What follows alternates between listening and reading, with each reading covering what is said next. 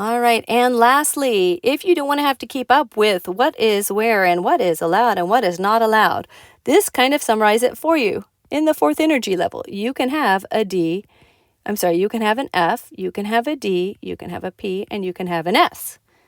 And then within this, the F, there are 7 orbitals. 1, 2, 3, 4, 5, 6, 7. So 7 possibilities. You can be any of these directions of the F orbital.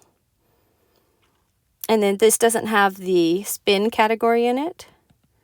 But within each orbital, you can either be a plus or a minus 1/2. And that would be repeated all the way down. If we were talking about the d electrons, in the fourth energy level, those would be with a 2. And then we would pick, there are 5 degenerate ones. There are 5 different shapes. You can go back and look if you're not sure.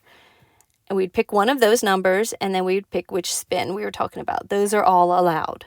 So if we ever tried to pick this and then tried to put like a 2 here, you'll see that there's no space for a 2. You can't have a D shape in, or a directional, a sphere only has one direction, which is, it has no direction. It's like 0. It has 0 direction to it. So this chart can kind of help you keep up with what you can and can't do with quantum numbers. And this is how we use our orbitals. We say 4.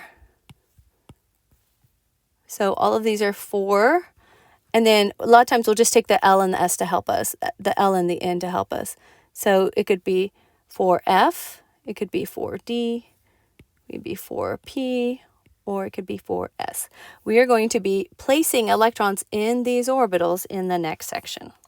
If you'd like some practice with the definitions we've talked about, or with the quantum numbers and the naming and what the quantum numbers mean, those are 2 Quizlets that you can use.